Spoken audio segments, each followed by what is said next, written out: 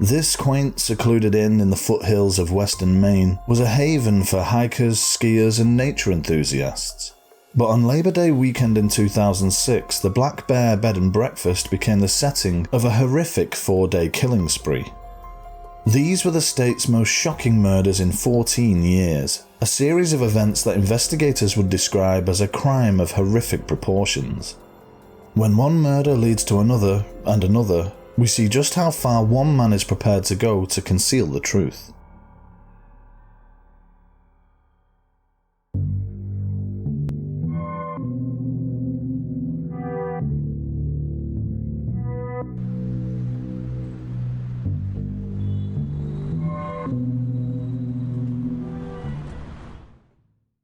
Hello and welcome to the Little Shop of Crime. My name is Steve and in store today is a case that defies reason. It's one of those cases where, because of the killer's total openness, we've got a full picture of all of the hows. We just don't have quite so many whys. So let's get straight into it. This is The Murders at the Black Bear B&B.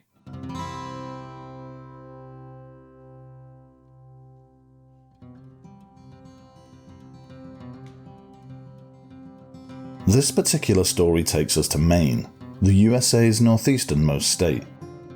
When you think of Maine, you probably think of the natural beauty within its rocky coastlines and national parks, or of its lighthouses and its lobsters. Outside of Stephen King novels, it certainly isn't a place that's synonymous with violent crime. Close to the New Hampshire border, about 75 miles northwest of Portland, is the sparsely populated resort town of Newry. Home to just 411 at the last head count, Newry is predominantly made up of a little cluster of inns and lodges near to Western Maine ski resorts. In fact, it's home to the Sunday River ski resort, which attracts over 500,000 thrill seekers every single winter. In the summer, Newry's serene landscapes are a magnet for golfers, anglers and hikers. And about a mile north of Sunday River was the Black Bear Bed and Breakfast, a charming clapboard farmhouse with 7 bedrooms. The Black Bear boasted an outdoor pool and full-size tennis court, and sat alone on 8 beautiful acres, surrounded by lush forests and the rolling hills of Western Maine. In 2006, the owner was 65-year-old Julie Bullard. She'd been running it for less than 2 years, adding her own eclectic touches to the 130-year-old property along the way, and by all accounts, she was a warm hostess. She was also a mother to 4 daughters and had 9 grandchildren, who all affectionately called her Dammy. Julie was born in Texas, but had spent most of her adult life in San Francisco, where she successfully ran another B&B before relocating to Maine and purchasing the Black Bear. It was supposed to be a new adventure for her and for her daughter Selby. Or rather, it was a fresh start. Selby had just lost her husband in a horrific car accident, and this was a chance for her to begin a new life elsewhere, along with her mother and her 2 young children. And she began to settle down in her new home, for a while running an eyeglass shop, before she earned a real estate license and began to work for a company in the nearby town of Bethel. But the Black Bear Bed and Breakfast wasn't doing quite so well. In fact, it was losing money fast. And following a modest winter season, Julie Bullard eventually put the business up for sale, in February of 2006. She loved Maine and really didn't want to leave, but she couldn't make it work, so she decided to relocate and share a house another daughter had just bought in New York City. In the meantime, Julie did what she could while she waited to sell up, and to make ends meet, she took on a couple of long-term lodgers. This is James, or Jim Whitehurst, a 50-year-old handyman from Batesville, Arkansas. He'd been staying at the inn for about a month. Julie gave him free lodging in exchange for help around the inn. Painting, repairs, odd jobs, that type of thing. Jim was struck with polio when he was just 3 years old. He spent the next 3 years of his young life confined to an iron lung, an old-fashioned mechanical respirator. As a result, his legs were malformed, which left him with a severe limp and a later reliance on a cane. He'd also suffered hearing loss and was known to speak in a deep, booming voice to compensate. His ex-wife is what originally brought Jim to Maine.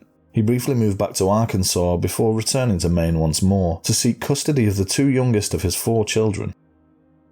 And this is Christian Nielsen, a 31-year-old line cook who'd been staying at the Black Bear for about 2 months. He was born in Maine, just outside of Newry. His parents split when he was young, and from the age of 6 he and his little sister were brought up by his father, a popular English teacher. As an adult, Christian was known to be a little strange, but entirely harmless. Like his dad, he was a lover of literature, and he went on to study English at the University of Maine, but he dropped out before completing his studies. After this, he was in and out of jobs, until he eventually found stability as a line cook at the Sudbury Inn in nearby Bethel, before taking up residence at the Black Bear Bed and Breakfast.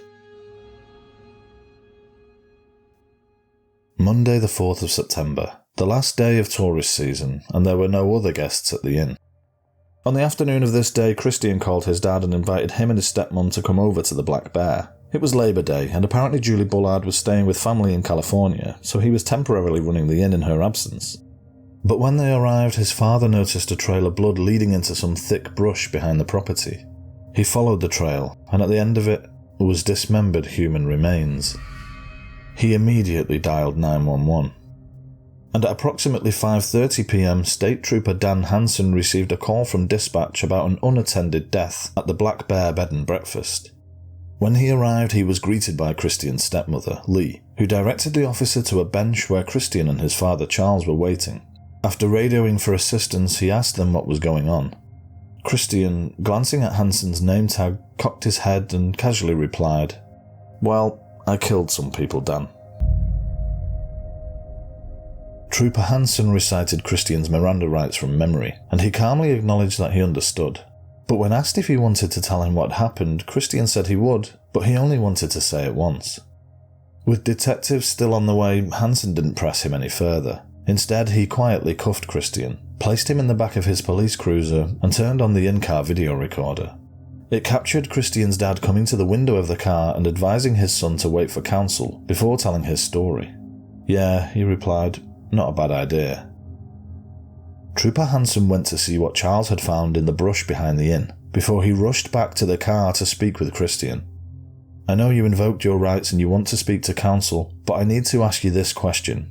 Is there any chance there is anyone here alive? I don't want to leave someone out there bleeding." Christian responded, "Everyone's dead." At about 7:30 p.m, Detective Jennifer King arrived at the Black Bear and escorted Christian to Newry Fire Station to be interviewed.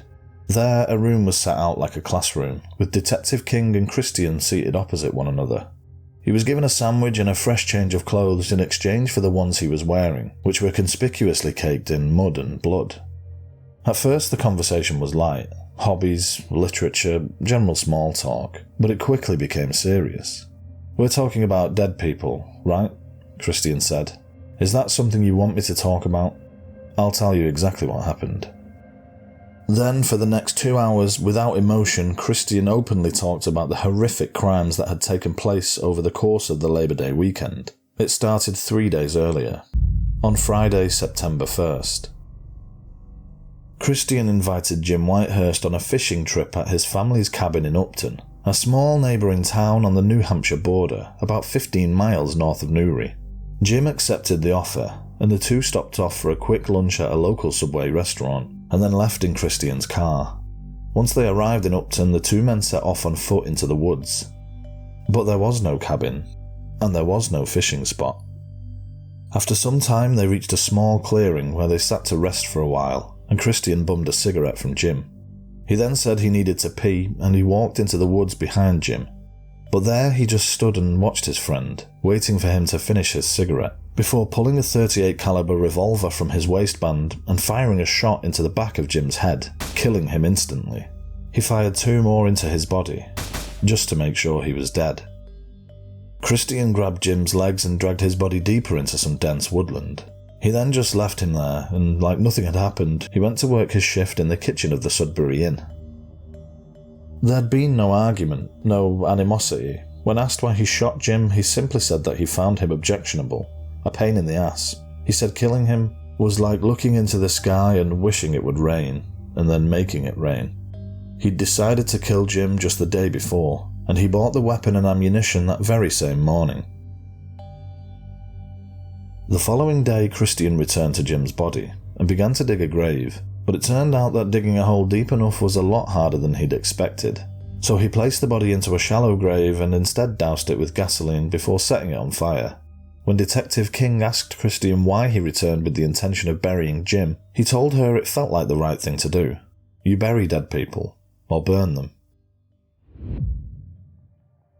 Christian woke early the following morning and decided that killing Jim Whitehurst wasn't going to be enough. It was only a matter of time before Julie would notice he wasn't around. He'd have to kill her too. But she usually slept until noon, and he really didn't want to wait that long. So he grabbed his gun, went outside and walked around the inn until he reached Julie's bedroom window. The window was unlocked and he slowly began to open it, but it was loud and her face was right there by the glass. He was afraid that if he made a sound she would wake up and see him. So he went back inside the inn and approached her bedroom door instead. With his gun raised he kicked the door hard, but it didn't budge, so he shoulder barged it instead and bust the lock. The door swung open, and Julie sat bolt upright in her bed and shouted, "What the hell?" And this is what Christian said happened next. I shot her again and again, and it blew her out of the bed and into the wall. It was amazing. Julie was fatally shot in the head, chest, and back. Christian then dragged her body into some woods by the house, and using a hacksaw and axe he cut her in half, then covered her remains with some tarp. He then again nonchalantly showed up for his shift over at the Sudbury Inn. I don't really understand his logic for killing Julie, other than a lust to kill. Yes, Julie would probably notice Jim's disappearance, but regardless of Julie, others would still notice he was missing anyway. Killing Julie would just add a second missing person. The following morning was Labour Day, and Christian woke up, ate breakfast, and cleaned up all of the blood in Julie's bedroom. And I wasn't really sure whether to include the next part, because I know it will upset a lot of you, even though we're already dealing with human deaths. But the fact is, Christian then shot Julie's 3 dogs, and dumped them in some thick brush behind the inn. In his interview he said that one of them was 13 and was just too old for a dog. But as well as this, he apparently didn't want them sniffing out Julie's remains. Christian then drove over to his father's house and borrowed a chainsaw, presumably to further dismember Julie. But shortly after he arrived back at the Black Bear, he heard footsteps coming towards the house. It was Selby Bullard, and she was chatting with someone. Christian grabbed his gun and placed it into his waistband. He'd known all along that it was only a matter of time before Selby came looking for her mother. She'd become concerned because Julie was a chronic asthmatic, and she hadn't answered her phone in over 24 hours. Selby was with her good friend Cindy, who worked with her at the real estate company in Bethel. Some quick background info on Cindy. She was born in Massachusetts, where she grew up and went on to study fashion design. She moved to Maine in 1992, and there she met Doug Beatson. Both were working at the Sunday River Ski Resort. They married 2 years later, 4 months before the birth of their daughter, Carly. Cindy worked as a waitress and a seamstress before she began her career in real estate, where she'd meet Selby Bullard. They were best friends, they did everything together, so of course she went with her to the Black Bear to check on her mum on Labour Day. Christian greeted the 2 women, who immediately began asking where Julie was. They walked towards her bedroom, with Christian following closely behind. And the moment Selby entered the bedroom, she turned to face Christian and said, "Did you kill my mother?" He'd done a pretty good job cleaning up all of the blood, so she must have spotted the busted lock. The moment the words left her mouth, Christian pulled out his gun and shot Cindy in the back of her head, killing her instantly. And no sooner than Selby had seen the light leave her friend's eyes, he turned the gun to her and pulled the trigger, shooting her in the head too. Both women fell into a heap on the floor, and Christian fired 1 more round into Cindy's torso. This took the total number of victims up to 4, plus the dogs. Cindy was only 43 years old, and Selby was just 30. Since her 2 kids had already lost their dad, Christian effectively orphaned them, as well as taking their beloved grandmother. According to a mutual friend, Cindy was so beautiful and animated, and Selby was always smiling. There will be a hole in everyone's heart. Christian dragged the 2 bodies outside and into the brush where the dogs were, and using the borrowed chainsaw and a hacksaw, he dismembered them. He said he cut the fingers off to steal their rings, which he placed inside his duffel bag. It was then that Christian called his dad and invited him to the Black Bear, where this story began on Labour Day 2006. Whilst Christian was in the car waiting for the detectives, Trooper Hansen followed the trail of blood out behind the inn, which led to the brush that contained the remains of Selby and Cindy, as well as the dogs. He found Julie's body under the tarp 50 yards away from the others. This left just Jim. According to Christian, they'd never be able to find his body since he'd burnt it.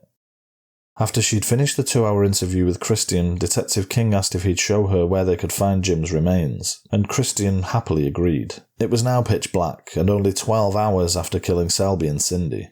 But in the light of just the moon and a handful of flashlights, Christian managed to lead King and other detectives into the woods by Upton and to the makeshift fire pit. A forensic anthropologist was later able to confirm that it did indeed contain the remains of Jim Whitehurst. The following day, Christian's father visited him at Oxford County Jail, shortly before a court hearing.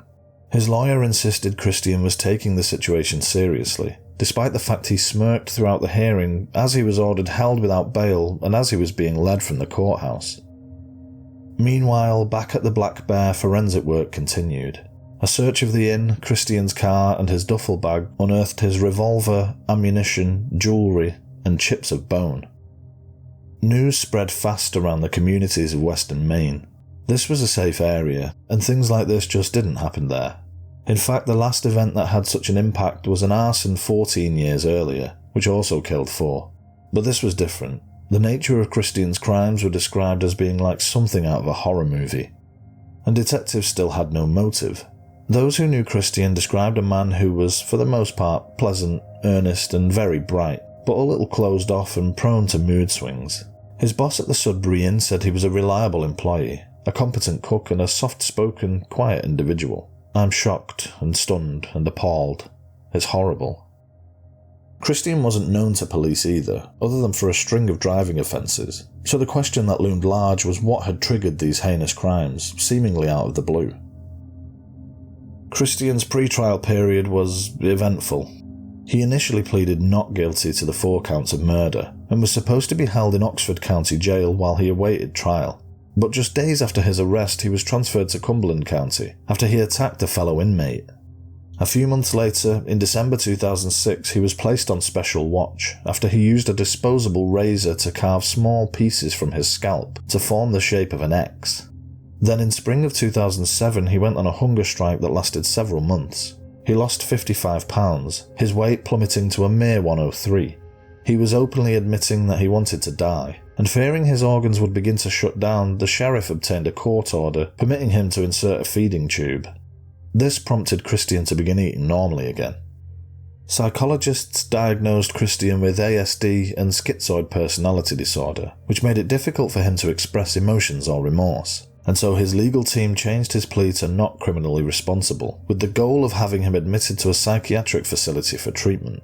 They believed his initial statements to Trooper Dan should be thrown out because he lacked the mental capacity to voluntarily waive his rights to remain silent.